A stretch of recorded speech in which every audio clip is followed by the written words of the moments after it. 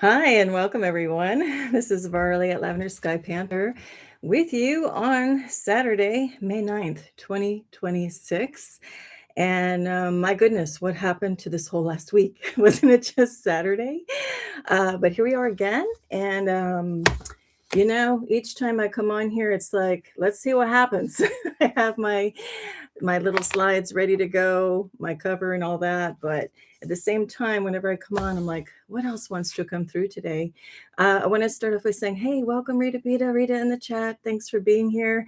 And thanks for your good comments. Yes, as Rita says, hi there tonight. I hope everyone has been doing well this week. And hello to you too, Rita. So true. Hopefully everyone's having a good week. I don't know about you, but mine's been rather rocky. Full disclosure on that. Just weird sleeping patterns or actually lack thereof. Going about your business, and then all of a sudden, a weird surge of heat comes up. It has nothing to do with a feminine thing like a menopause. This is, an energy charge up, on the planet. This is about shifting frequencies. It's about discharging and offloading extra heat and energies in the air, even. There's just a lot going on. And so, especially if you are in tune with the earth and the cosmological changes, things happening with the sun, things happening as far as like this and the spiritual sense of shifting from a 3D to a 5D world, you may be feeling this too. It's absolutely hitting the appetite again, or lack thereof. I find last couple weeks, just fasting or intermittent fasting is the name of the game for me personally. And again, it has to do with something is up. Now, many of us in the community and communities like this have been noting this for quite a while. And you'll find like every week somebody says, yeah, this is just crazy. Energies are crazy. But I got to say, they're hitting a whole new level in the last couple of weeks. Nothing to fear, but just, that might be happening for you. Now, there are a couple different camps in this. Some people might be feeling like crap, like it doesn't feel good to have sudden heat rising up, or you want to go have the food you normally have and you just can't because your body's like, nope. And, weird past issues are coming up, whether in your dream state or in your day to day of, wow, I thought I already mourned that loss, or I thought I already worked through those feelings that I don't want to really revisit. But hey, hello, they're at your doorstep and they're for you to look at, revisit, and then finally, give a real good goodbye or kiss goodbye to them. So lots of crazy things are happening all over the map. Now, I hear it rumored. I'll just say rumored, because I have not experienced this, nor have really talked to anybody who has. But I know someone's out there, and if you are one of these people I'm going to bring up, then good for you, and thank God somebody's having a good ride with this. So there might be some of you out there who are like, what is she talking about? I feel great, the best I've ever in my entire life.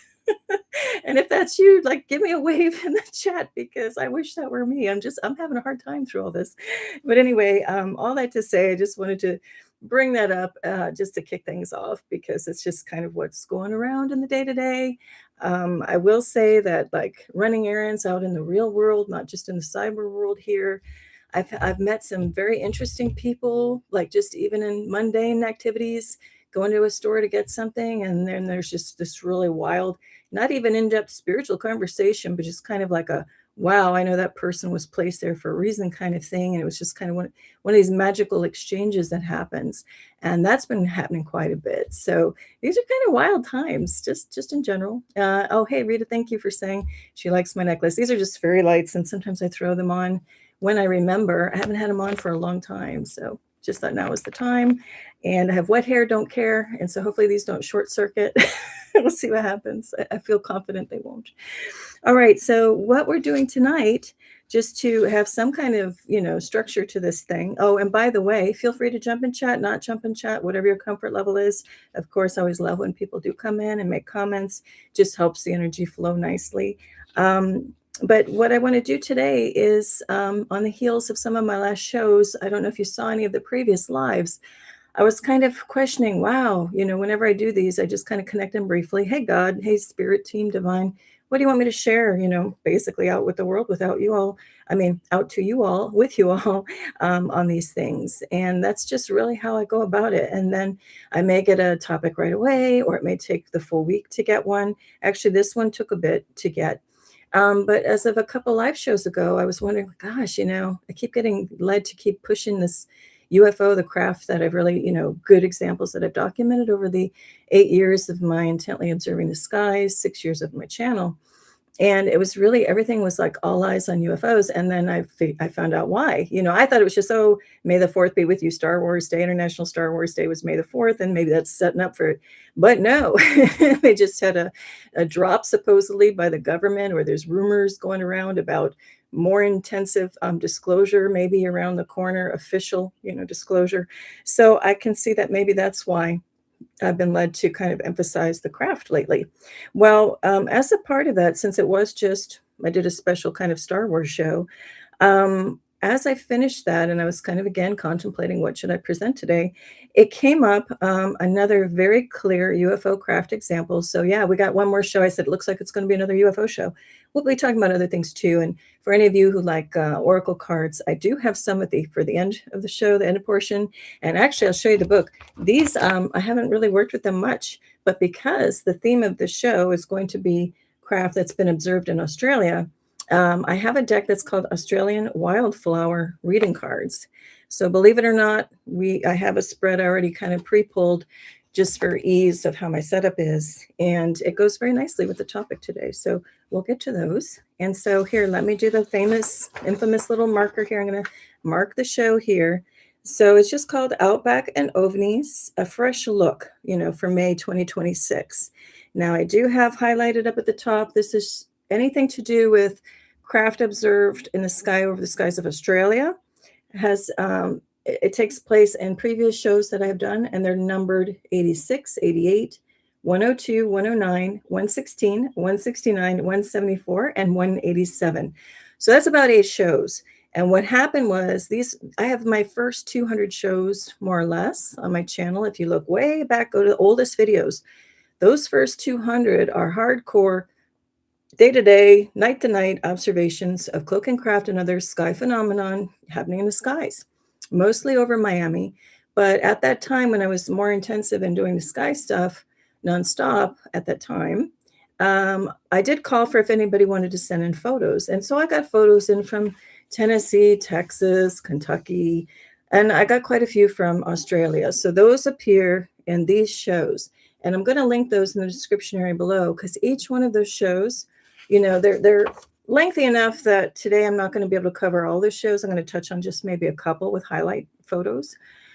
But there's some really interesting things going on in those skies over Australia. And so anyway, it's at this point, wherever you are in the world, you can look up and see some pretty amazing things. I don't know why radical came up into my mind, an old term like that's radical, man. But there's a lot happening in the skies wherever you go, and it's okay. So what I put on my show in the description for this show is no fear here. There have been craft in the skies forever. And I do mean forever. But right now, we're now kind of just coming into the eyes to see this stuff. So I was activated back in 2018. I didn't see craft and cloaking craft in the skies before then. It literally was went from one night to the next that I kind of got this extra vision to really detect and study the cloud patterns and see deeper and see the cloaking craft. And so that's all to say that as a collective consciousness, as we are kind of rising in our vibration, because I think most of us here would love to see a more loving world, a more harmonious world than the opposite.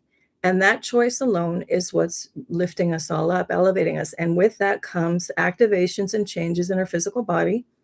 And it's also going to be giving us the vision to see even deeper.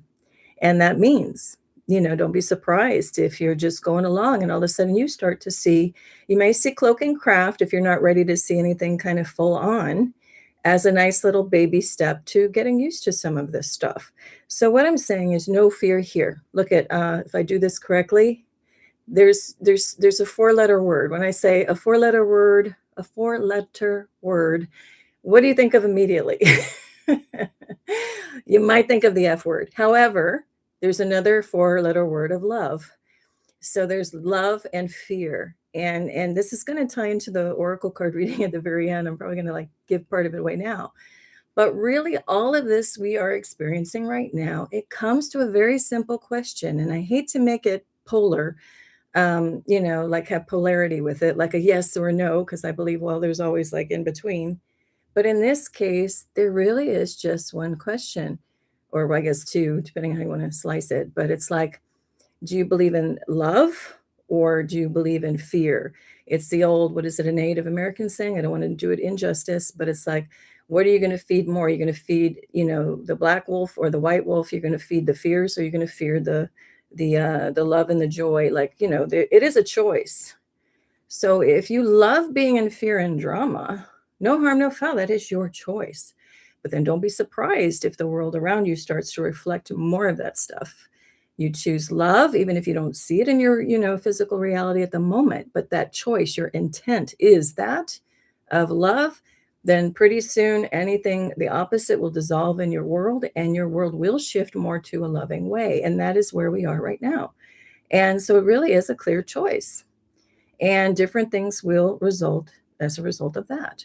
Now, the other thing is to have sorry, I got to turn something off, is to have a very open mind these days. It's just a good idea. You don't have to do anything. And these are just things I'm explaining my experiences with things as we move into an older world, and we're shifting clearly into a world that I don't recognize. Now, I've said it in the past, my age, I don't really care. I'm in my 50s. So I'm like a bridge person where I remember how things were before and I see where things are going. I know a lot of old tech, like, if an example is drawing on a paper with a pencil, and I know advanced computer systems. So, I take pride in that I do know the old and the new, it's just not one or the other. And I like to keep up with what's current. But the point is that, man, things have so changed, obviously, since 2020, namely, we all know why. But even more than that, it's just things are just happening at a rapid pace.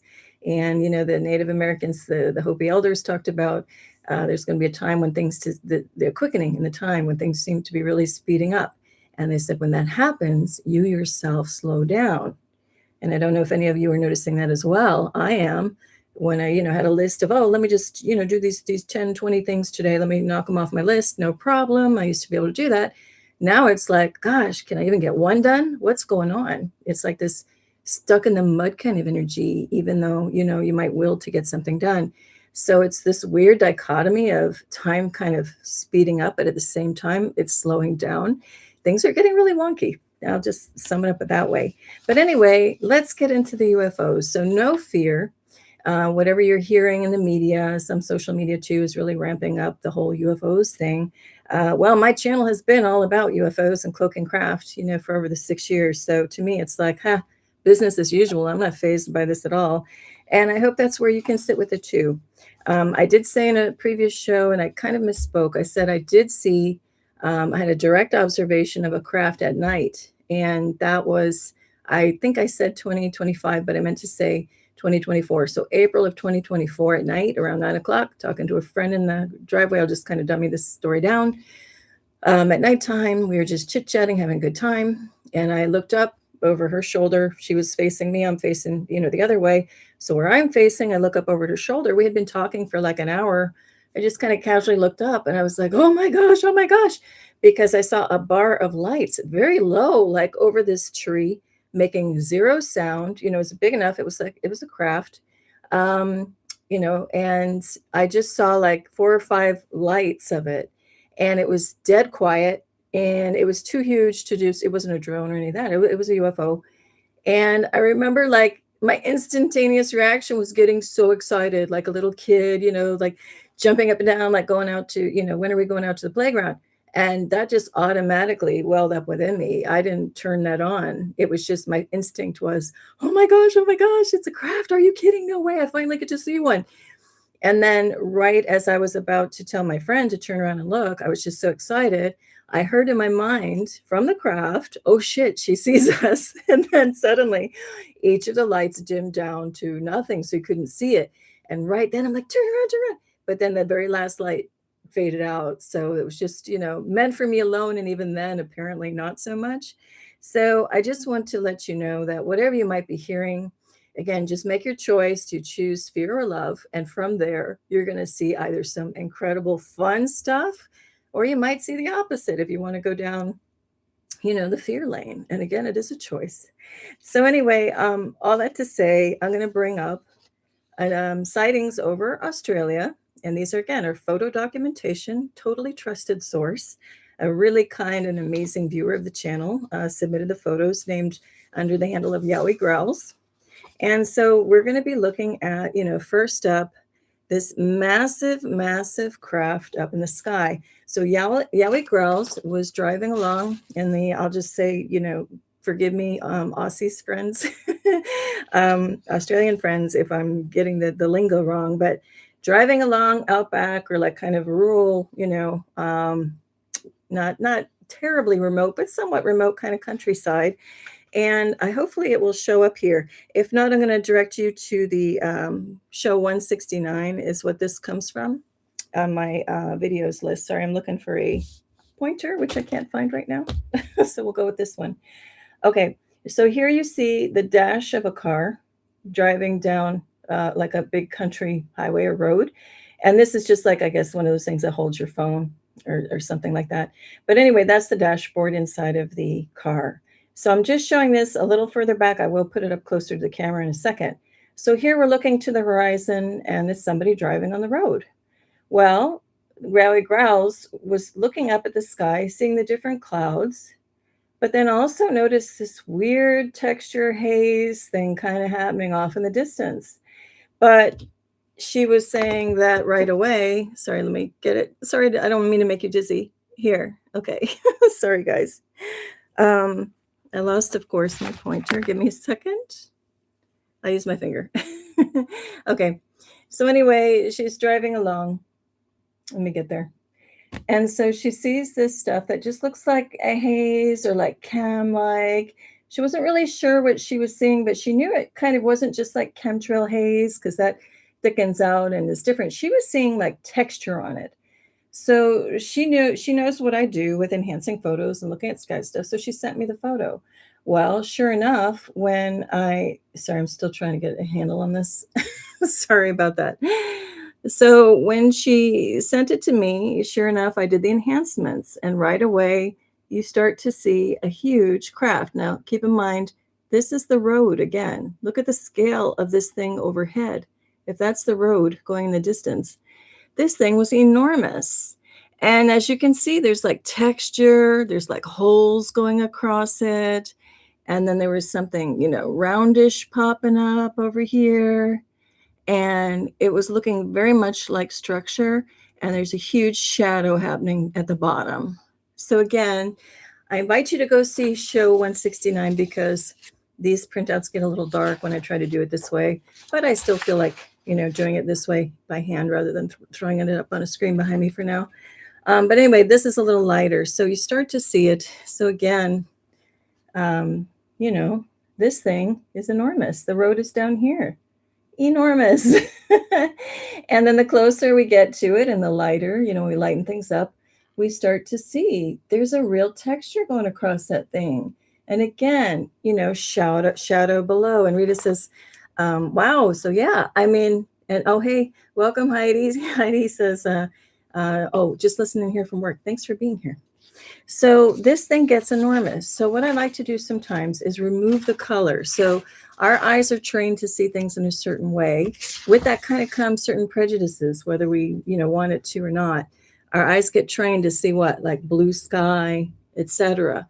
So sometimes I like to take all the color out and look at things in black and white to see if we can see things in a new way. Okay. So now this is black and white. Now again, we have our road. Have our vanishing point off in the horizon. Here's the road going that way. This thing is enormous.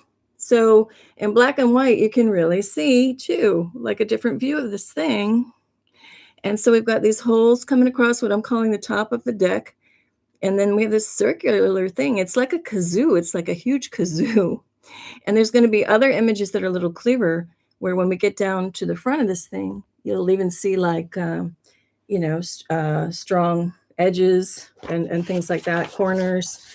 So anyway, when YowieGrrrowlz was looking at this thing, right away, she's a fan of Star Wars, but right away, even just seeing the most faint, view of this, she didn't see it like this in full contrast. I think she really would have freaked out, but in a good way. Once we could see this, right away, she thought of the same thing I thought of when this popped up. was a view of the Imperial starship, the Imperial cruiser that they showed in the Force Awakens. And I have it here, don't worry. So there's a scene, and she thought of it immediately, as did I, this one. Okay, so this is a huge, star cruiser in the Star Wars universe. Okay, so that's the top of the deck. Now, unlike ours, we'll say ours, our example in Australia in the outback, this has more, layers, to the top of the deck. So this is more smooth. But if you imagine that, it's even on the same angle, for goodness sakes, I'm weird. Oh gosh, I can never do this. It's on the same angle, see? And so, it just does, it's missing some of these layers on top. It's missing the big bridge, the captain's area, admiral's area of this huge ship. But it has this smaller, like flat disc-like thing instead. But undeniably, this thing is enormous and it's a craft. Now, the question becomes, is it in our reality? Let me pull this back up so you can see a little bit better. When you view something like this, or when we see something like this, and keep in mind, all I've done is take her original photo. I've kept everything in the same, and I've just upped and lowered the levels of contrast, color saturation, and brightness. That's it. Like play up and down with the shadows and stuff, and this emerges. So remember, the cameras, these digital cameras, have a much vaster range. They can see deeper, what we can't quite see yet. Eventually, I believe all of us are going to get activated where we can start seeing and have vision like this, just as like on the daily, like as a regular thing. But for now, we need the camera to kind of pull in and see deeper.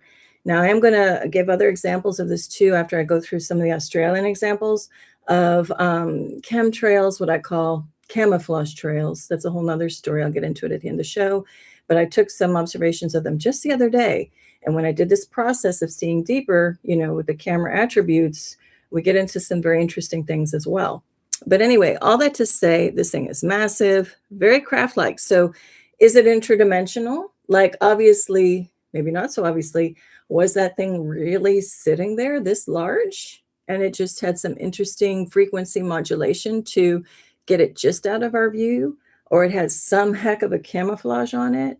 Are we seeing this thing somehow? Maybe our atmosphere isn't what we think, and this thing is hovering and like getting projected and enlarged through some kind of lens effect. If we have some kind of dome over our planet, a lot of people do believe in the firmament idea. Is that something happening outside and it's like projecting in? Is it, some people have said, is it a hologram? To me, it's not a hologram because YowieGrrrowlz had another person living in the area look up and confirm if they saw the same textured pattern stuff in the sky, and they said yes. And they were at a totally different vantage point. So I don't think it's a hologram. So what I think, and Rita's like, yeah, what is it? So to me, after like sitting on this, that's why I call the show A Fresh Look.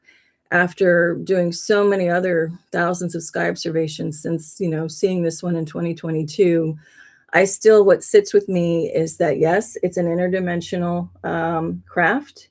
And we're seeing part of it as it was cloaked, but also kind of phasing in and out of state. Now, the thing is that when things are interdimensional, I don't think they have anything to do with the properties of physics that we are conditioned to believing what we have here. So it's not like this thing would come in, someone could say, oh, it's so massive, didn't disrupt the atmosphere or whatever. I think we can throw all those kind of rules of physics, how we, come to understand them, out the window when it comes to stuff like this.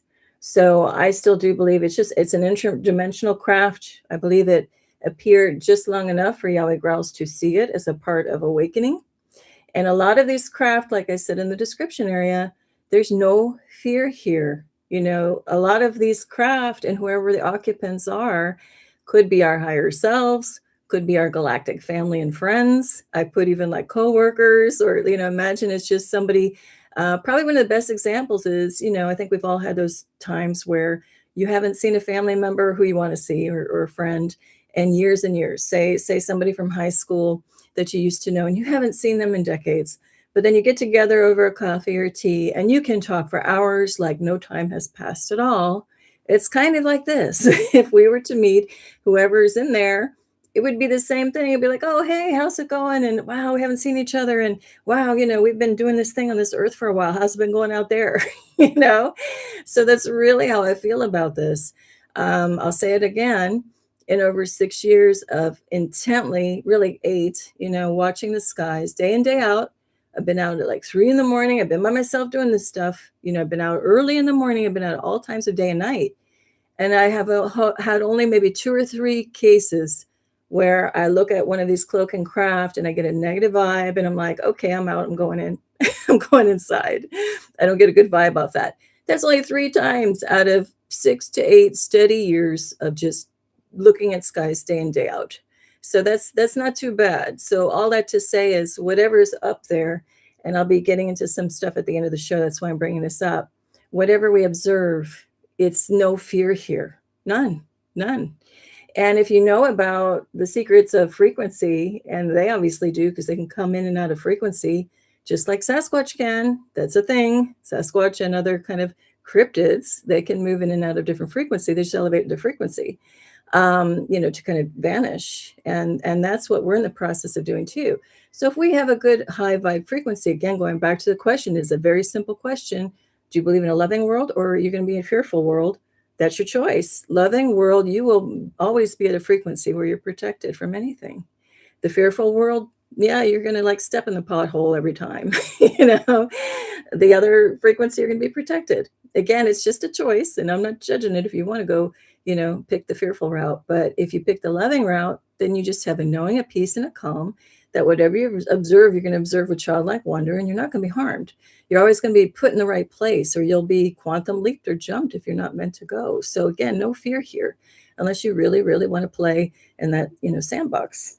All right, that's enough on that. So anyway, that was just one example of a huge, literal huge wow factor. So in all of my observations, even the craft that I've caught that I thought were wow moments, this one out of all I've documented is the largest scale one that I have seen. So coming again from YowieGrrrowlz, amazing. Now, it's not showing up on the printouts I have. So again, I recommend you go see show 169. There's sharp corners on here, and it shows up in that show to show that this is like a bow of a ship, literally. Okay. Now we get into also a whole other conversation. I don't think it's going to be on this show, but what is that stuff that we see these ships in? People refer to plasma a lot. What is that exactly? I'm not going to get into it on the show, but some say, well, is it even air up in space, or is it like a liquid? Get into all kinds of interesting discussions. That'll probably come up later in another show. So now I'm just going to highlight a couple things just on 3 pages more of some of the Australian examples. And I think I was led to do this just because there was a lot happening in Australia. I didn't even realize it was 8 shows that I featured photos from Australia back in the day. And it just really wanted to come forward. So here we go. So here's some more. Now, these examples are also, they're 2 different scenes. I'll go through them. Were also submitted by YowieGrrrowlz at the time. And I don't know why, but every single time I keep losing my pointer, so I use my finger again. So this was an interesting one. 1, 2, 3, 4. Those kind of 4 really weird, really low cloud formations that just suddenly appeared kind of low over this neighborhood at the time where YowieGrrrowlz was. Now, this is the original, and the little things above are just letters. I put like A, B, C, D, because in the course of my shows, the first 200 shows, what I do is I'll flag, points of interest, and then, I'll zoom in, like this is a zoom in on one of those clouds, and zoom in and put more contrast. Like in this case, there's a little craft sitting on one of these things.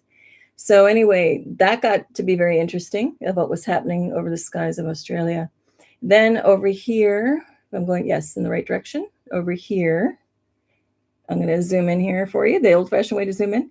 That's just without any contrast, any, editing of the attributes of the photo whatsoever.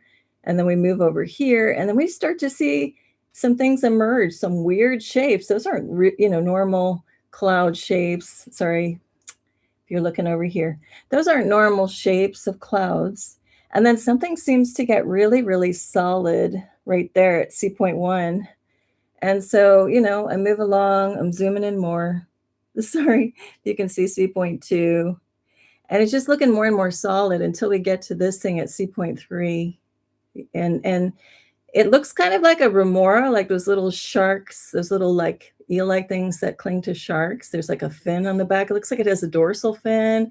And look at the color, the color signature jumps around on there. So we're talking about there's just some weird, weird anomalies happening. These look like two figures, and this looks like a spearfisher, and that's like a weapon, and it's shooting something out, you know any number of things can be going on with that scene. And again, I will get you to the show number and go look at the actual video, because I go into a lot of detail. Anytime that you see these letters, that means I have gone through a narration explaining in the analysis of each one of these things, has like a show of its own to get through that detail. So it's just like a little teaser and a little like highlighter, I guess, a little highlight of some of these things that we're seeing in Australian skies.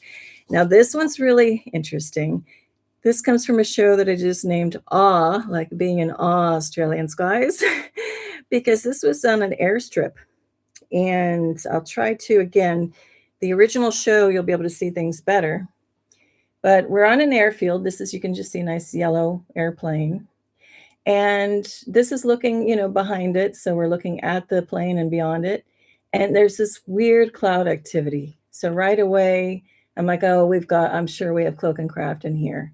Now, this show, I go into a lot of detail. Again, there's a lot of objects and craft hiding in here. And so first step for me is to take the original photo, and then I just play around with the contrast, color saturation, and brightness. And already we're getting into, a couple of different masses that seem pretty solid. Now here, this is an area of interest, this vertical element. And I just want to show you that. Give me a second. I'm sorry about this. Look over here. Look at this thing. It's got this thing arcing upward to a triangular shape. Got like a pipe-like thing. Those are rigid, rigid forms. Can you see how hard those edges are? And what the heck would be going vertically up to a triangular form coming off of a horizontal one? And then this is just the blue one is just showing the blue stuff. The lighter blue is just kind of what I call the plasma, being like heavier than a cloud that clings to some of these objects. And the black parts are rigid, solid structure under there. So again, what could be doing that in the sky? It's a massive, massive scale. So when we pull back a bit, that's massive scale. This is the plane. That's way beyond. It's huge. So again, to me, that is undeniably cloak and craft. There's machine parts happening all in there.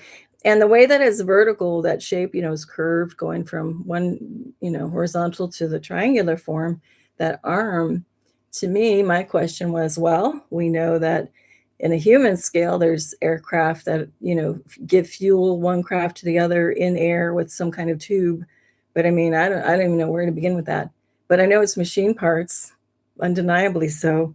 So we've got craft up in the skies all the time. And again, no fear. They're just something to wonder at. And I think, we're just kind of given the front row to the sky show of our lifetime. And now's the time for us to start to see this stuff. And what I like to say is, I call some of these things sloppy cloaking. It's kind of like in the old days where ladies would wear a slip under their skirt. And you'd say, oh, excuse me, your slip is showing. That's what I think is happening with these cloak and craft. It's like, oops, your machine part showing through the cloaking. But it's being done on purpose as a part of a slow drip disclosure by the galactics, or some of these craft could be coming from inner Earth, from under the water. There's all kinds of craft, all kinds of beings. And so for me, my kind of go-to default is, oh, it's galactic, but it could also be interdimensional, coming from, any number of places. But anyway, see how you feel about all this, see where it sits with you. Oh, and hey, welcome, Lake Superior Skywatcher nature lover. Big welcome to you. Hope all is well in your world. All right, so now this one I'm just going to show is the cover from a show that I called Australia, and then I said Australia, like astral, Australia, number 187, because another person submitted photos, And this is going to be near Brisbane, Australia, Queensland, submitted by JM back in the day. And this was also from around, oh, this one was from 2023. Okay. Now, there's a whole series of photos leading up to this. And again, it's show 187. So I recommend you go check that out, because I start off zoomed out and looking at the horizon at all this cloud masses, and then we zoom in and get to what I'm going to show you. But the end result is just this slide. Here we have a little alien dude, an ET dude in a vehicle. Now, the red lines around it are what I sketched over, but when zooming in, as far in as I zoomed on this huge mass of clouds, which had machine parts poking here and there, which had clear holes, everything here was clear enough for me to sketch. So see how rigid and straight these lines were? That's what I could do when I zoomed in. And then I was astonished, because I said, is it possible? This is a being piloting a semi-cloaking craft. I mean, I was just flabbergasted. And I never used that word really when I zoomed in, because I'm like, I could see this being. How could I see the being? Because the color signature is a little more yellow, and different than everything around it. And again, I could draw these straight lines when I zoomed in and trace over. And it's not just a case of pareidolia. And to actually prove that out, the person who submitted this didn't know I was going to get to this level and find this in the photo. But when I talked to, well, a friend of a friend was the one who submitted this on behalf of JM. So when I spoke with the friend said, oh yeah, you know what? JM said that he had a feeling that there was a being up there when he took the photo.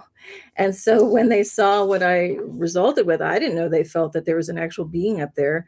When I came up with this, because I never usually get to the level of finding a being, they were like, oh my gosh, yes, that's exactly what I was feeling. So again, we're going by visual sight on some of these things, at looking at cloaking craft. We're going by what the camera can, be our friend on this. Again, all I got to do is play around with the attributes. Just even right now, go out, take a picture of the night sky, keep the flash off, and you'll say, oh, it's just a dark photo. Well, come inside, sit down, relax. Even on your phone, if it has the capability of doing some little minor editing, all you got to do is play around up and down with the levels of brightness, contrast, color saturation. Some phones even have what's called black point or shadows, highlights, and there's all kinds of things. Just start playing around with all the levels, and you're going to see stuff pop up in your photos and be amazed. Okay, now we're going to get to this over the skies of where I'm in Florida. That happened just 2 days ago. Yeah, 2 days ago. And what I want to bring up is, I'm going to flip this subject a bit. Oh, and by the way, feel free to bring up anything in the chat if you want, whether it's related to what I'm talking about or not. We can talk about stuff, because again, I'm showing all the sky stuff. I'm showing the UFO. I'm showing the cloaking craft. But at the end of the day, too, it's Saturday night. Let's just have some fun, or weekend, wherever you are. But now I want to bring up a little mini chapter on something that probably wants to be a standalone show, but I really don't want to go there. So I'm going to just bring this up now. The issue of chemtrails. So one of the first ways people wake up, have like an awakening moment, is going to be looking up at the sky and seeing all this crisscross pattern, getting very pissed off that our skies are getting trashed with all of this stuff that's turning the blue sky to white. If you know about chemtrails, it's this trail that lingers there forever. It's not a condensation trail or contrail. It's a chemtrail, it's called, because it's this thick trail, often rigid, geometric patterns and forms, or crisscrossing. And what happens is it lingers in the sky and spreads in over many, many hours. And before you know it, what was a blue sky turns to white. Now, I'm here to tell you, and then Lake Superior Skywatcher Nature Lover says, yes, no, dear, no fear with any of this. So some people say right away, that's a thing that wakes them up, because they get ticked off. They're like, what is this? What's going on? And that's one form kind of the awakening, or something to kind of wake you up to something's not right in the world, what's going on. And then that leads to more and more questions. Other people wake up by seeing a cloaking craft, or suddenly having a recall that they might have had an ET visitation when they were little. That starts to happen. Or a sudden recall that they had a Sasquatch encounter. Just comes out of nowhere in the memory bank, and then suddenly it comes to the fore, and you're like, yeah, I did have that experience. How come I didn't remember? That's what's part of the Great Awakening, is these sudden activations. Like I said, from one morning to the next, I couldn't see cloaking craft, and then I could. I also got like super hearing, like Superman hearing from one night to the next. I'm like, oh my gosh, how come I can hear all this stuff? These things are happening these days. And these are very, fascinating times we're in. But anyway, so what I want to say though is I was one of those people. I'm like, how dare they do these chemtrails? My very first one is, I think I put it in one of my first of, I think one of the first five shows on my channel.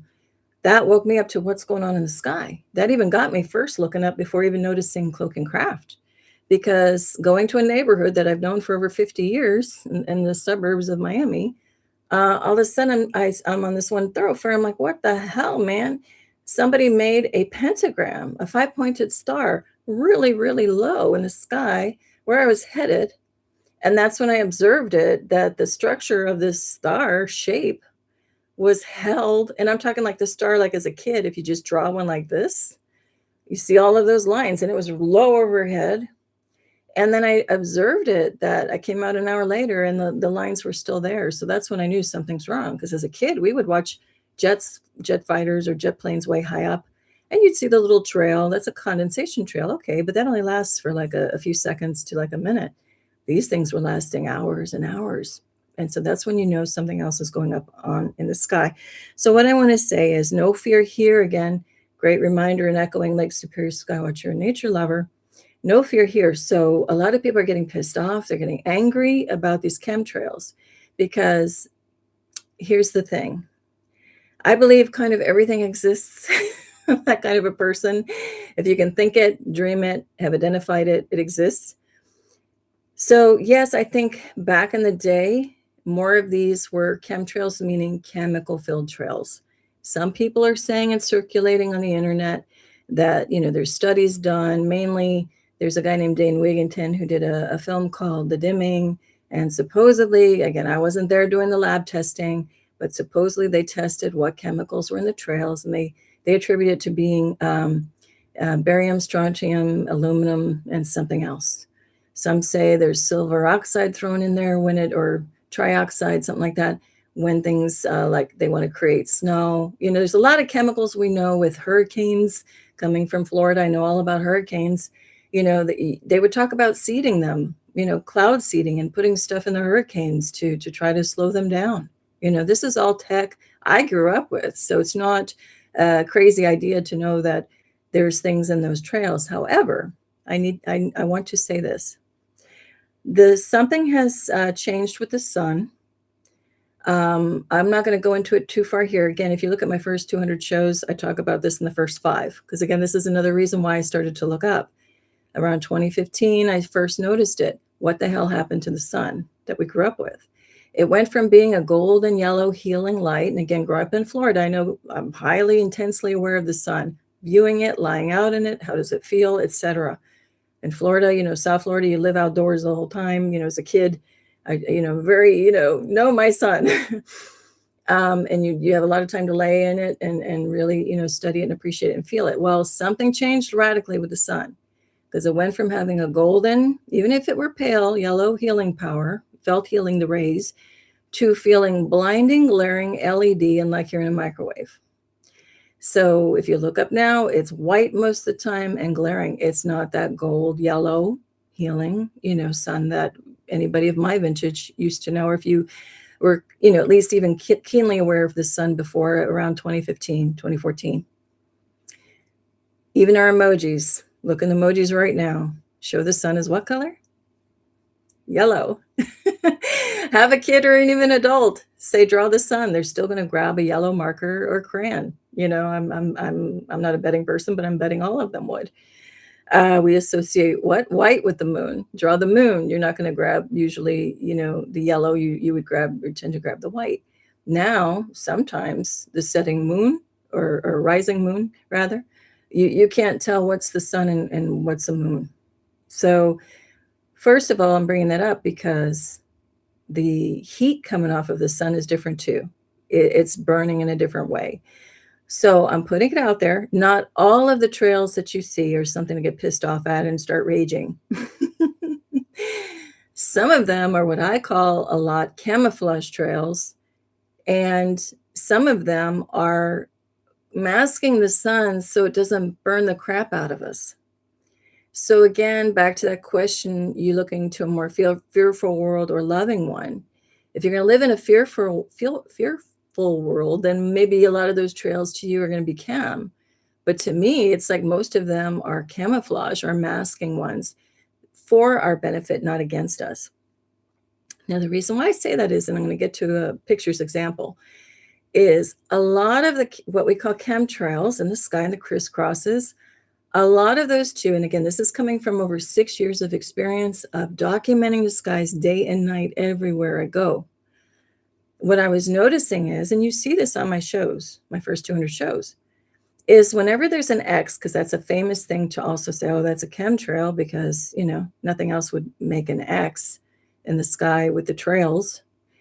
That X, a lot of times, is a red herring when you're looking at the overall sky. A lot of times, cloaking craft are hiding at that intersection point. Or maybe they're not hiding, maybe something was trying to attack them, and they happen to sit at that intersection. But when you look within the trails themselves, you can find a lot of cloaking craft. So it's actually an ingenious way to say, oh, look over here at these damned, you know, forsaken trails, if you're looking at it that way. Because you're looking at the lines. We're easily distracted as human beings with colors, numbers, in this case, lines. So a lot of these lines are, hey, look over here. Meanwhile, there's a big ass cloaking craft just next to it. But we're so like locked onto the detail and the emotions that these things are evoking, especially if you're looking at them as chem and getting ticked off. You are totally distracted and missing the big picture sitting right in front of you, kind of like that huge craft that YowieGrrrowlz captured. We're looking at all the little clouds, but you know, you're going to miss the real gem hiding amongst them. So the reason why I'm bringing that up is too many times, more times than not, when I'm looking at the trails, my eyes are trained to look deeper beyond them and to look above them and all around what's going in the sky, because that's where you're going to see some things really jump out. And I guess now's the time where I better just get to an actual example, because you're probably like, what is she talking about? All right, so here's an example from, let's look at the top, from yesterday. Okay, and I've put these on under my post section and the shorts. I have footage, raw footage, and the video style. And then I also, on this particular scene, I go through a whole enhancement progression for you to go take a look at.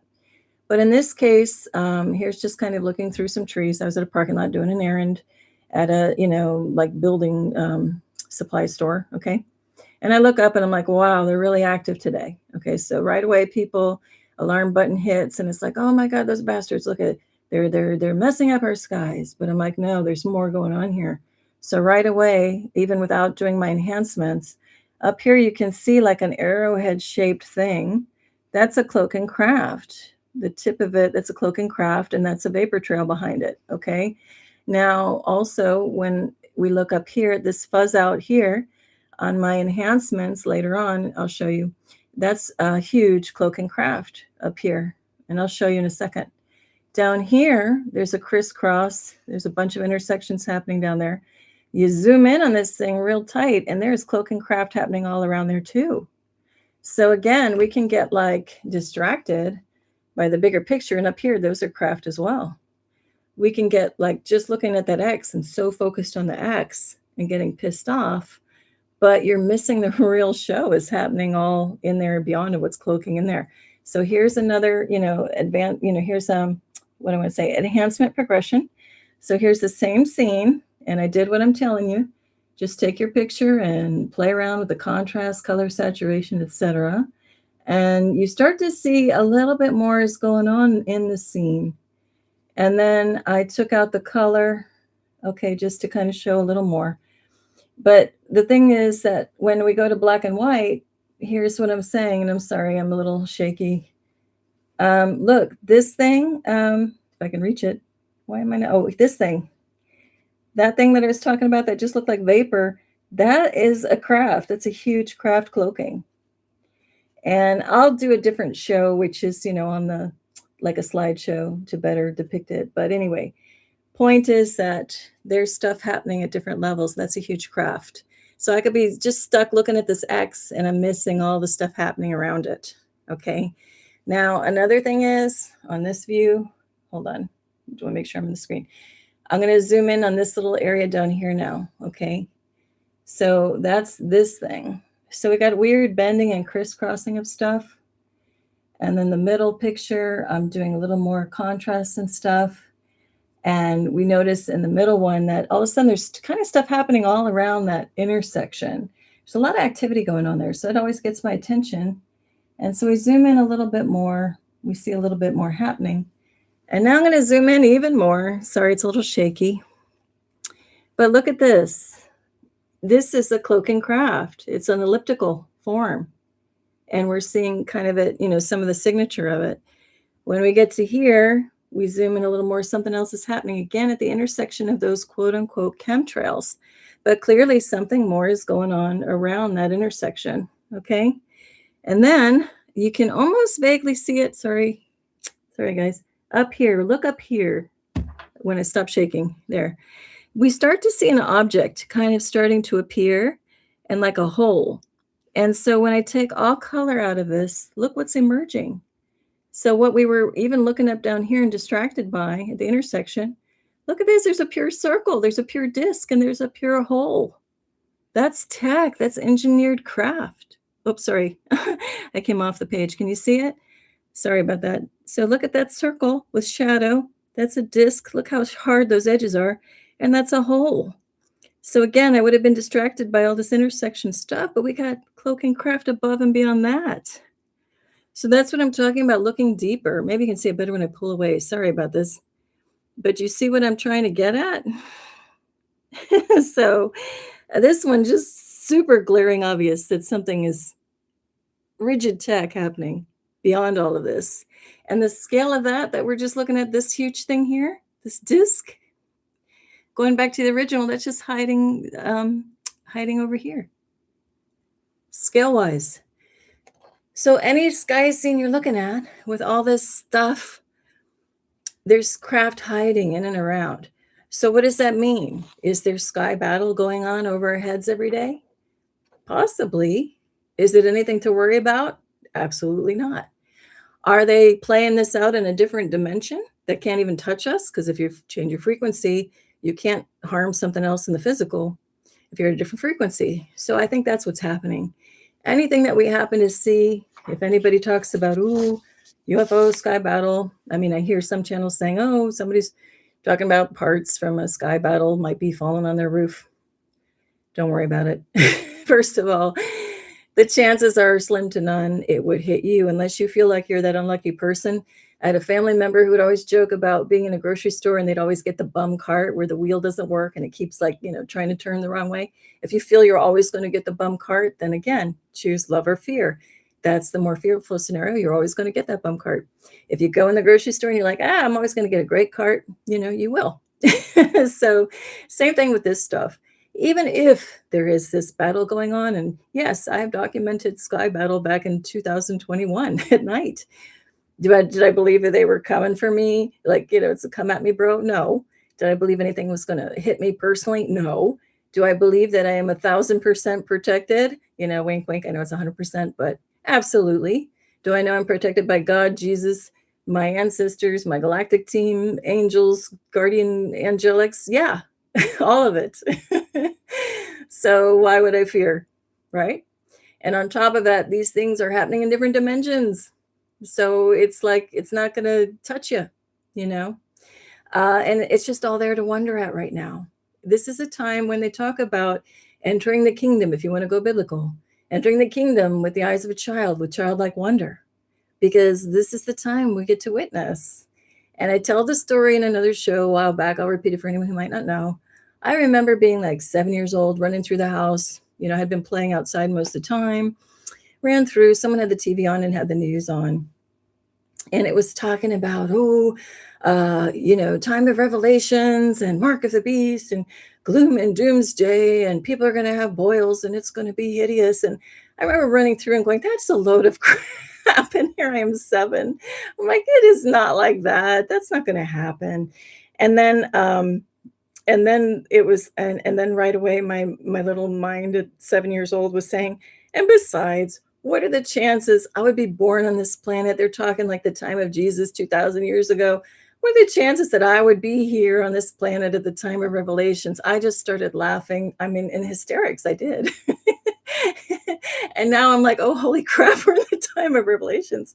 But I'm still laughing because it's not going to be the way they were depicting back then, like 50 years ago, all this pestilence and hideous things. Not if you choose a loving world. Now, you choose a fearful one. I still don't think that's going to happen in that way. So it's a lot to do with what you believe in. If you're in a time where you feel like I have no belief left, these past years, especially since 2020, have decimated my family, have taken a lot of people out in horrific ways. I've experienced some of that myself.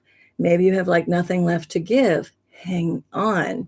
Stay with us here. It's like I used to tell little kids, if they were fearful about something in life, it's like, stay here as long as you can. This is a game. It's a game. Stay here because it's meant to be fun. And the longer you play it, you will move through some of like the dodgy parts of the game and get to a point where it's fun again, right? It's like if you play a game long enough, what comes to mind is that game War, the card game. I wish they would name it something else. I call it flip flop because I don't like the word war, but I don't know if anyone's not familiar with it. You take a deck, you have two, you can have more than two people. Let's just use a two-person example for now. You take a deck of 52 cards, playing cards, and you distribute one for you, one for me, one for you, one for me till you're done with the deck. So now you both have half the deck. And you each put down a card and you turn it over, and whoever has the higher number grabs the other one's card. If you tie, you go 1, 2, 3 with the cards face down. And then you put the next card up, and whoever has the highest number or suit, gets all the cards, and then you keep going.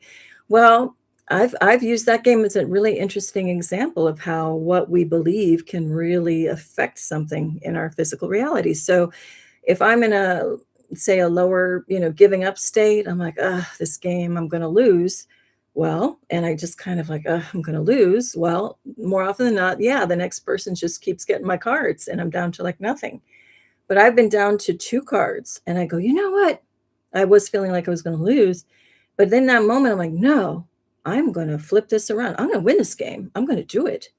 And then all of a sudden, even with those 2 cards, magically, somehow I started amassing more and more and more cards. So it's kind of like that too. So even if you feel like you have nothing left to give, in 1 second, you can just turn it around and go, nope, this feels like crap, or I feel like I'm in a low, but this is a game. And I believe it's happening for me, not to me, and all as well. And then pretty soon everything will start to flip around to reflect that back to you. Anyway, I went off on that for a reason. Now I can't remember why. I was tying it into something else, but I'll leave it like that for now. Let me see if anybody had any. Oh, I'm just looking in the chat. So Rita says, I grew up in the sun as well in San Diego. Yes, sun is way different. It's more white sometimes now. Absolutely. And it really feels like it cooks your skin now. Exactly. And Lake Superior Skywatcher and Nature Lover says, yes, just maybe all things are possible. And with that cooking, the skin example, I've mentioned that before too.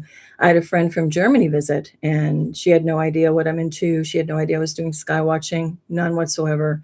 And she came back off the beach of visiting, and she goes, hey, do you know something's different with the sun? Like, I remember coming to the same beach and everything felt really nice. She goes, I feel like I've been in a microwave. And I'm like, exactly. Yeah, you're right. And I noticed the changeover in the sun, I say around 2015, because right between 2014 and 2015, I had been living on the coast, like literally on the beach. And I didn't notice it as much as then when I moved inland. But then I noticed moving inland more clearly that, wait, something happened with the sun. It's white. The same green grass, we, notoriously, or in a good way, have this very hardy green grass in South Florida. It's most of the yards have either like a finer golf grass, or you have this strong bladed grass. It's St. Augustine grass, they call it. And that grass, when you would look in the mornings or any time of the day, you would see like a golden cast across that green. And then it turned into suddenly this harsh, like LED white out, washed out effect. And even the shadows cast on like the driveways were different. And again, these are neighborhoods I knew, for over 50 years. So I noticed the difference around that time, around 2015. It started kind of hitting my radar, but then I'm like, why would the sun change? Why, but then I started coming into YouTube channels who were really great pioneers. And again, in my first, there's a video in one of my first 5 videos. It's called The Sun Is Not Alone.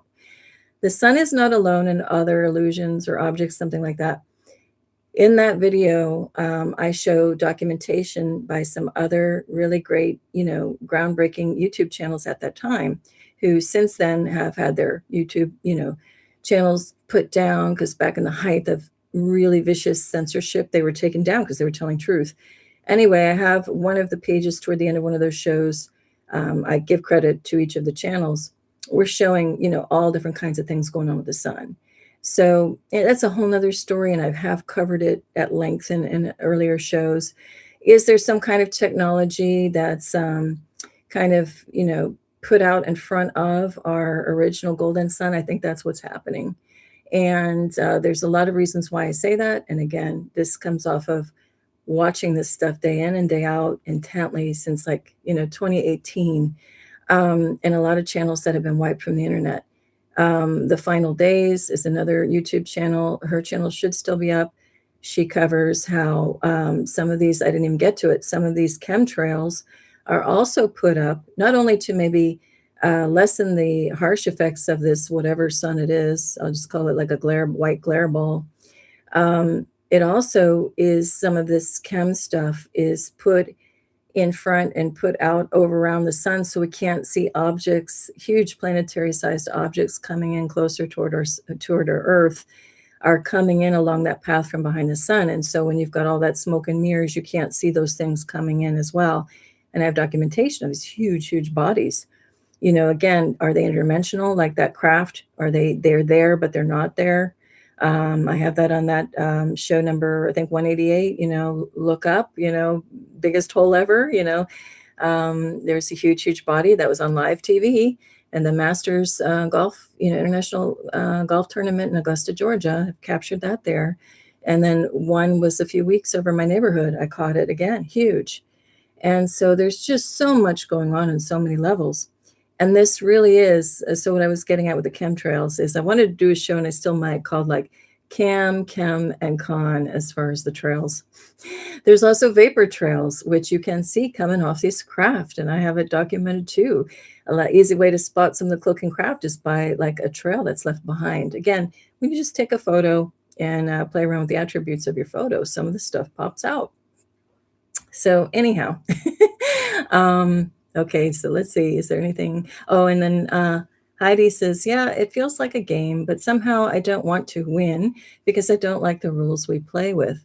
That's true. I mean, we've been set up with a whole set of rules, and now's the time where we check those out the window. And it's like we're each sovereign. We make our own rules, and we choose to play or not play, right, the game. And sometimes we'll find ourselves in a situation where we kind of have to play.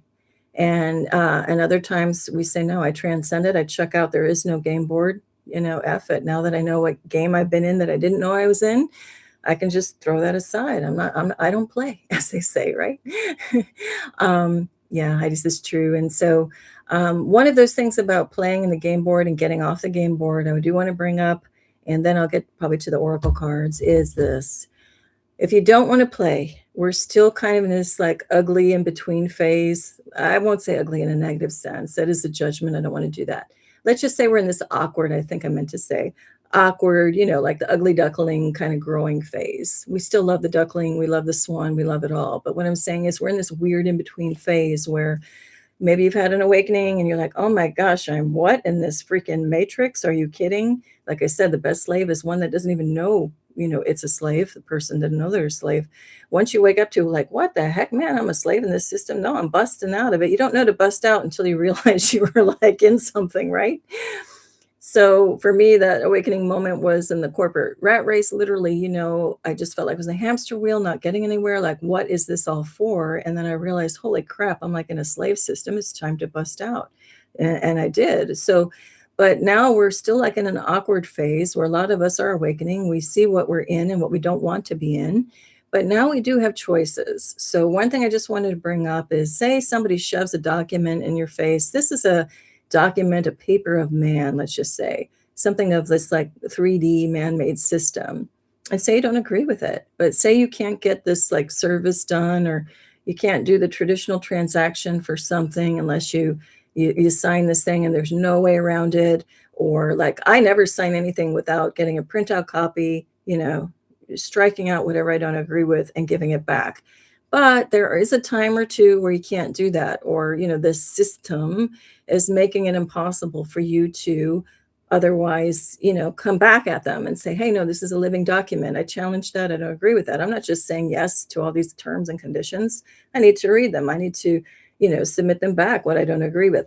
We all know that these systems are on purpose, making it so you can't necessarily do that.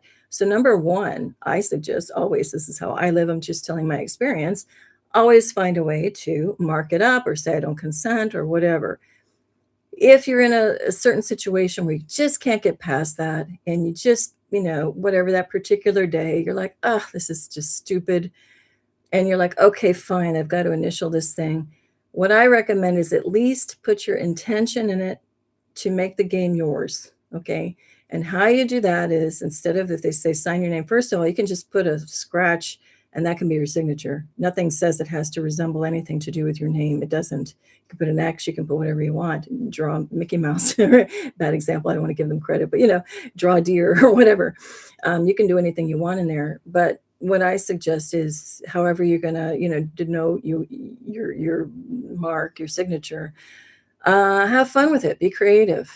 Put ARR after your name, like have it really tight, close with your initials or whatever. ARR for me is all rights reserved. That means all of my God-given rights. That means everything. So I always have a way to challenge anything later. If they say, oh, you signed it, I said, yeah, read the last part of it. It says all rights reserved.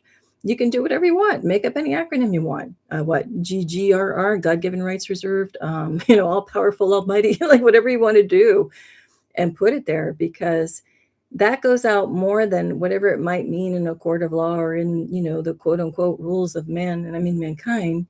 And it's like a negative mankind. Regular mankind or humankind is loving and has the God spark and doesn't do these stupid contracts, punitive things. No, no, no. But we're in this matrix, right? So until we're like fully busted out, we still might have to deal with some of this stuff. So for me, that's another way to own the game. And because if you've got that little statement of liberation after your name, you're free of it. You're just saying, well, I just toss all this out, right? Now, again, whether a regular court of law, quote, per se, works that way or not, you're putting your master intention as a divine being on that. And you're sending that out there. And so more often than not, you are divinely protected as you move forward, because you are putting that intent. You're calling God in and saying, I maintain all my God-given rights here.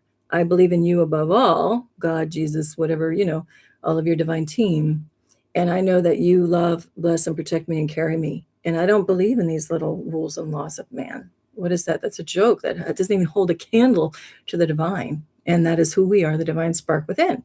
And when we connect our divine spark with our greater team and we become one, then poof, you just like force push whatever you don't want out of your way.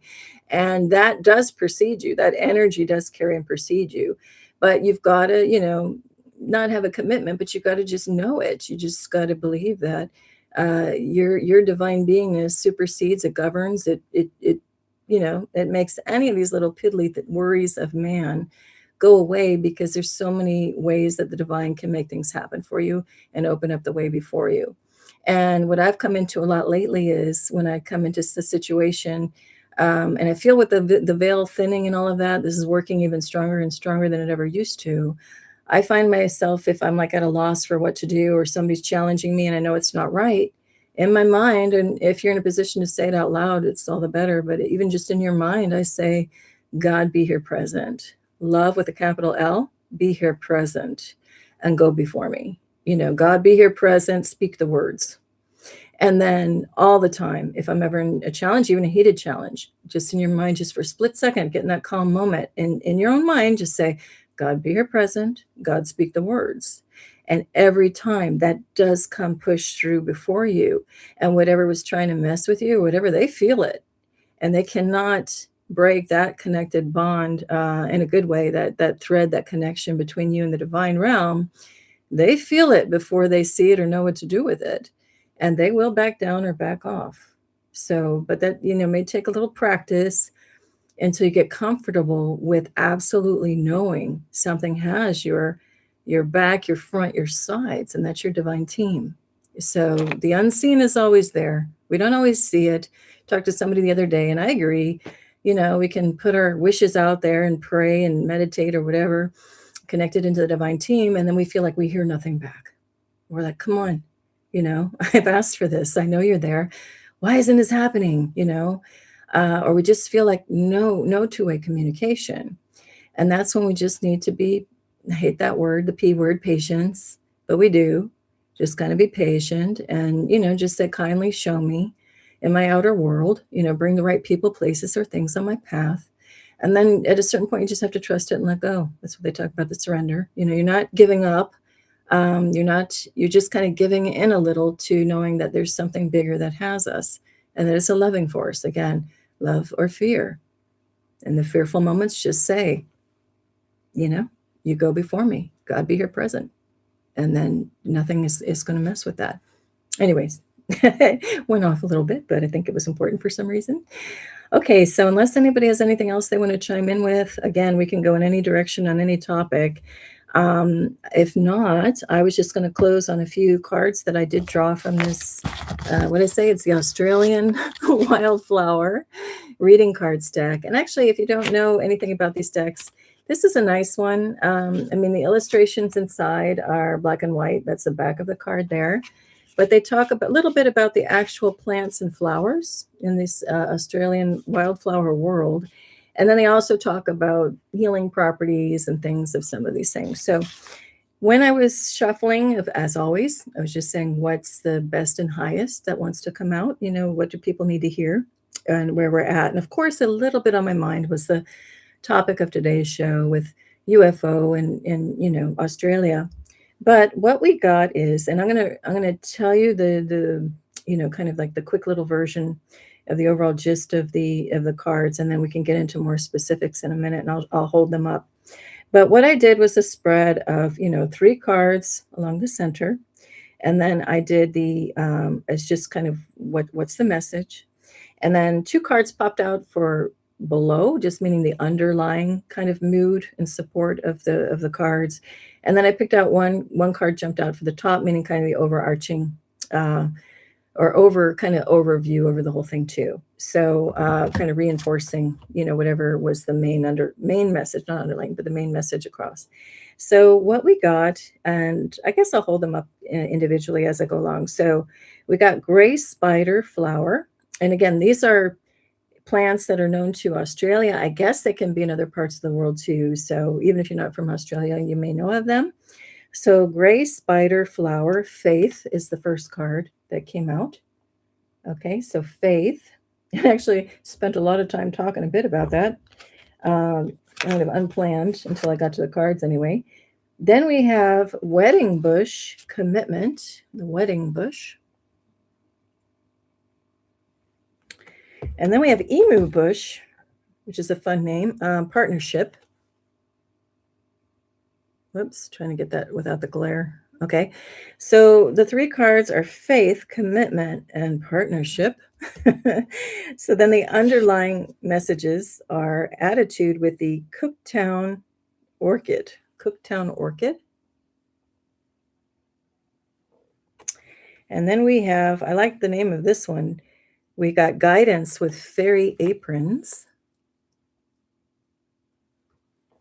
And then the overarching, or kind of the overview card holding that energy, is a really nice one. It's golden wattle and joy.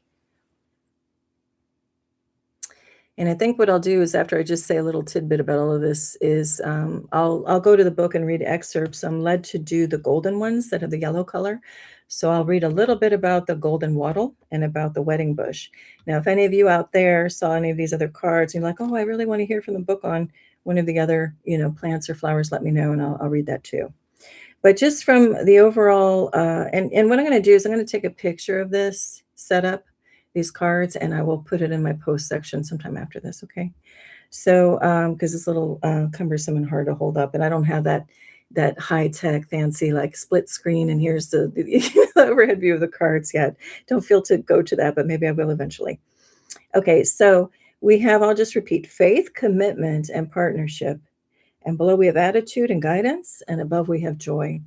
So overall, it kind of comes back to, I know I keep what do I want to say? Not harping, but it kind of harkens back to this message over and over again is you're going to choose a loving world or a fearful one, you know? And even if you dip into the fearful one for a minute, you can change your attitude. The card here is attitude and guidance is at the bottom. You can change your attitude. You can change your perception on it at any given moment. You can spin it on a dime. And then you're going to start to see whatever you spin that attitude to, right? And nobody's saying go from like being down in the depths or being super fearful to be like, oh, I'm like resolute and have all the faith of thousands. But, you may need baby steps to get back there. But it's just that initial intent and that initial choice to get back to, a higher vibration that is possible, and believing and knowing that there's guidance that will help you every step of the way. So that's the underlying energy. Now, faith, commitment, and partnership in this overall reading to me is have faith that we're protected no matter what we might start hearing rumblings about UFOs and ETs and all of that.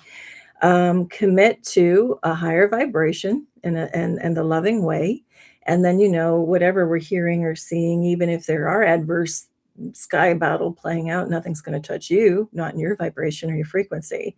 And then we have the partnership on that emu bush is, let's flip it around. If stuff starts to come with disclosure and we're talking about craft and UFOs, like I said, I maintain they are a loving family. They are like your neighbors, your friends, your long lost relatives. You're like, hey, you're excited to see them. We'll be working in partnership in a new way going forward. And it'll be like, moving hand in hand to discover this new, more loving world. It's not going to be a bad thing. And how do we know? Because the overarching card is joy. And that's what we're moving toward, a frequency. And we have been so conditioned on this planet to believing in the worst. Like, oh my gosh, oh, I would love to do that. Oh, but how am I going to do that? Right? Or, hey, this would be fantastic. What's your dream? Oh, yeah, I want to make that happen. But, right? Like, oh, I don't have this to make it happen. Or how could I? Or you go to seek your dream and somebody knocks you down. They're judging you, right? Now we're moving to a whole new frequency and world where, yes, you can go for and do what you want. And you're going to have loving and supportive energies because we're getting out of this negative kind of 3D matrix and moving into a more open, loving, embracing, encouraging way that we can encourage each other, help each other move up and along. So let me go ahead and get to the book I'm going to read. Let's see, I'll read Wedding Bush and Golden Wattle. And again, if any of you have any comments or you want to hear about any cards, let me know. I think we'll do, let's see, I was going to say, we'll do Wedding Bush first. And again, that's this card. I've never seen this. Everything that I'm showing you, actually, I'm going to need to pull up myself, and I want to see what like the real photograph, of these flowers are for fun. All right, hang on. I need to turn on my flashlight here. It is dark. Here we go. Okay, the wedding bush, commitment. The wedding bush has both male and female flowers on the same plant. 3 to 6 male flowers surrounding a single female. Each ivory flower is about 3 centimeters wide and appears in winter, spring, and summer. Wedding bush is found mostly in coastal heaths and open forest from the mid-Queensland coast through New South Wales, all along the Victorian coast and the northeast coast of Tasmania. Naturally, wedding bush is connected with romantic partnerships, but it also reflects aspects of any commitment you may be undertaking. Dedication and goal setting are crucial to desired outcomes you are seeking. No, things will not just happen or turn out right. Wedding bush is calling for you to decide well and become informed. It warns you may have to compromise more than you are initially willing to in order for progress to become possible. Life purpose is also highlighted with this flower and brings an opening to explore deeply and with a far greater understanding than in the past. You may find at present the commitment difficulties of others present a challenge to you and your plans right now. Wedding bush also supports those who are willing to take firm action, so take the lead. So that may be a message for somebody out there. As I was reading that, this may or may not be related to whatever I just read, but one thing I did want to bring up too is the importance of discernment right now in these times, the importance of having an open mind, the importance of just really entertaining what other people have to say, whether you agree with it or not, and then suss out whether any of it is true for you or you just toss it all. But not to be too quick to judge or too reactionary. Just take it all in, and then, again, take what resonates, toss what does not. And that's the same thing with whatever we're getting to with like ET disclosure. There's no waiting around for any official government or anything to tell you. A lot of us are having our own experiences. On YouTube, you can see just tons of regular people going out there, taking images of some pretty wild stuff happening in the sky, even way more wild than what I've shown on my channel for like all these years. And you just feel in your heart, yeah, they're having the real experiences. Those are real, even with all the AI trying to throw us off, you can tell and feel it, what's authentic, what people have, sorry, I'm missing some words right now, what people are viewing in the sky or not when they've done their video footage. You can tell you still can tell what's real or what's, fake, what's AI or CGI'd, right? And then there's others that you see and right away you're like, that's not real, but there are plenty of real examples. And if in doubt, go further back in time looking at YouTube, before the AI became a huge thing, and you'll see countless examples as well, even on my own channel, right? So we know there are already ETs, there are cloaking craft, and there's nothing to fear. So I think are we done? Are we done with it? There's no waiting for disclosure. We are each the disclosure. We have eyes. We're going to get activated to see even more. So don't worry about it, right? And especially that card was what? Commitment? Yeah, commitment. And if you have a commitment to follow the beautiful path, if you had a choice to pick the healing golden sun versus the white LED burning glare ball, which one are you going to choose? I choose the beautiful golden healing light, please, right? So that's also the other choice if we don't want to do the love and fear example. Which do you choose? A more natural feeling sun or an artificial feeling one? I know which one I'm voting for, right? All right, so then we have Golden Wattle, and I think I'll read this book on that, and then again, unless anybody has anything else you want to bring up, I will read this. Feel free to put it in the comment section if you do have something while I'm reading this. And then otherwise, we'll kind of close out on this or any message that wants to come after this. So Golden Wattle, I really do want to look up a photograph of that. Give me 1 minute. I need the flashlight on it again. Okay. Golden Wattle is joy. Okay. This species is Australia's floral emblem. It is a medium shrub to small tree that can grow to 10 meters high. It is native to New South Wales, Victoria, and South Australia. Flowering occurs from early spring through to early summer. Each sweetly perfumed flower head is made up of 40 to 80 flowers, creating a brilliant golden ball approximately 5 millimeters across. No Australian flower signals joy and optimism more so than Golden Wattle. This is a clear indication of an affirmation surrounding what you are planning or doing right now. The answer is a loud and resounding yes. There will be much to celebrate soon, and Golden Wattle is the herald of good news to come, a turn in fortune and a relieving of burdens. Something new, fun, and happy is coming your way. Be sure to keep optimistic because remember, like energy flows to like.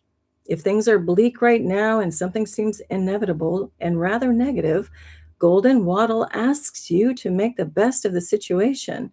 Golden Wattle will alert you to Golden Wattle will alert you to be mindful of worry and pessimistic attitudes, along with a warning to take care not to overindulge. As a healer, Golden Wattle is the ultimate energy and mood lifter. So there you have it. Get your hands on some Golden Wattle or put a little bit in a vase to bring you some positive energy. Sounds good to me. Okay, and that card actually ending on that sums up all the other kind of side trips I was making with some of my little speeches here. And again, all of for me, what, like over 15 years of having an awakening and living through the highs and lows of it, is every time I just say, it's happening for me, not to me, and all is well.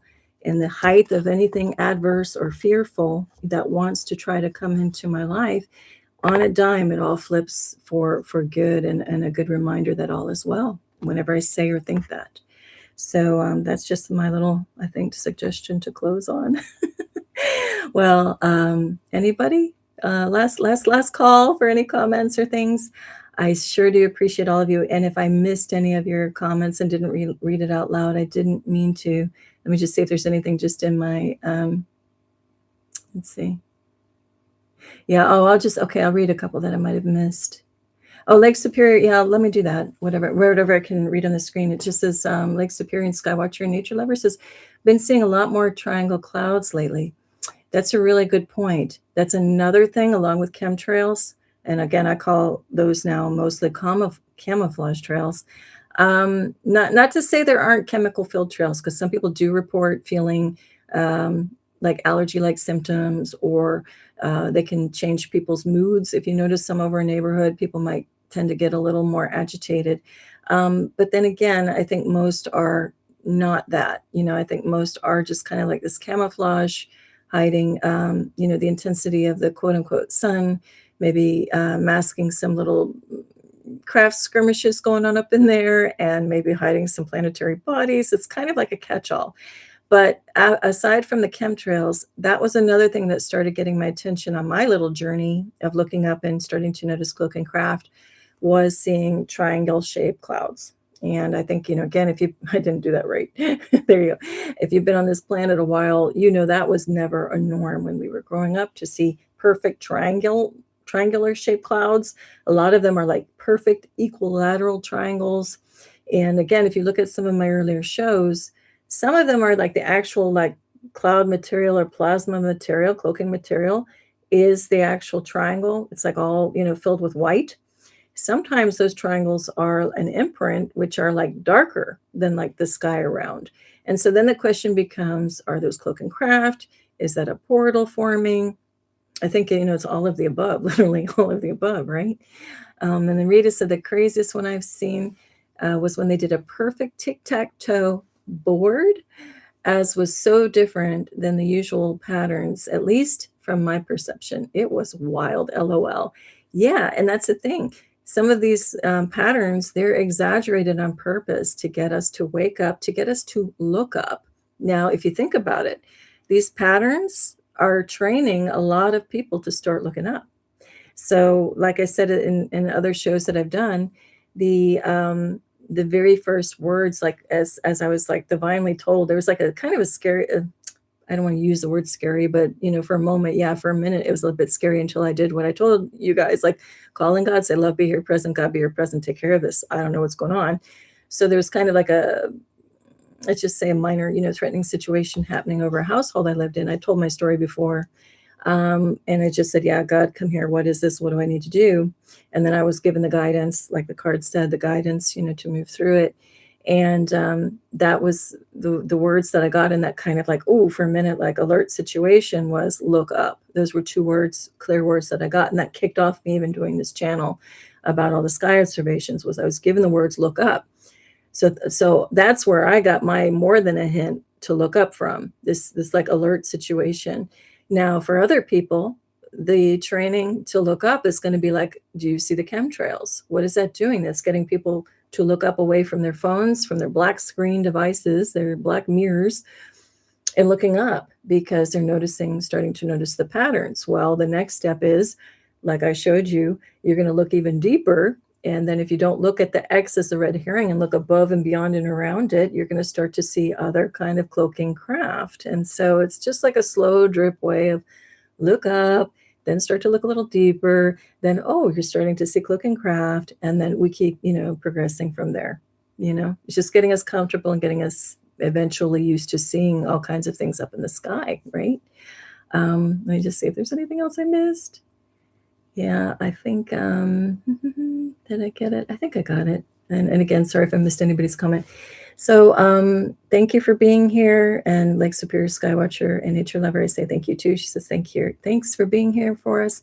And I thank all of you. I see each of you out there, and then I know there'll be people that watch this later, haven't popped up in chat. And I just want to say again, no fear here, none whatsoever. And there is nothing to fear on this planet. And so just remember, we're going to dip down and feel blue or in the dumps. But just remember, just kind of move out of it, like honor those feelings, let them flow through you. And then just kind of work your way up, even if it's baby steps, even if you feel like you can't even crawl, even if you feel your best one day is just you're on the floor and you can't move, then just breathe, until you can maybe wiggle a little, until you can crawl, until you can maybe get up, right?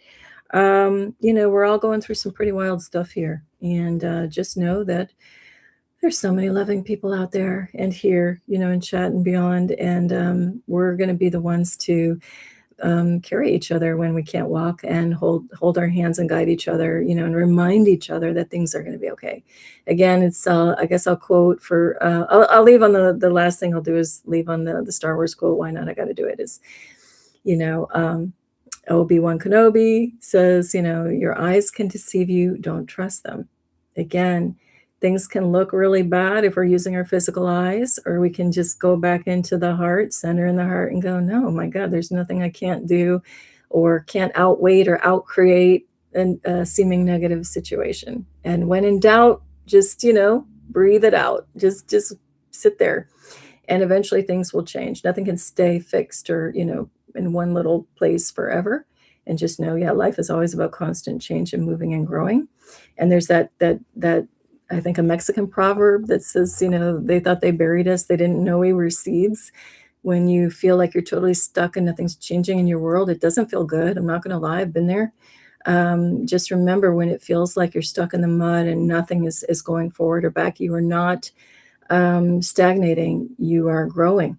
Even that angst and that feeling of frustration, there's a lot of lessons in there. And that's an emotion that we wouldn't know we felt it before unless we were in that position. And I firmly believe that all of the experiences that we're having in this game board of life, or if you're going to chuck it out and off-road it and be in this experience of life, is, I've taken on a new attitude, like, oh, haven't had that happen before. Oh, haven't had that experience before. And whether it's seeming adverse or not, it's like, this life is just a series and set of a multitude of endless, never-ending, expanding experiences. And if you can imagine that this is just a field trip here on Earth for a bit, and we go back and report to somebody else who's not on Earth, who's down looking in, they'll say, oh, hey, how was it there? And, oh, you say, oh, yeah, I did this, I did that, I did that. We don't want to just say, oh, I was just happy and had no challenges and everything was just like this the whole time. Because then that would have been like a wasted trip down here, because that's probably what it is like in the 5D, right? Anyway, it's one way to look at it. All right. Well, thank you, Rita. She's saying thank you for sharing your energy with us. See you and everybody else next week. Yes, perfect to end on that. Thank you. As always, tremendous peace and love to all of you. And until next time, big hugs all around. Big love and hugs to everyone. Bye, guys. Again, thanks.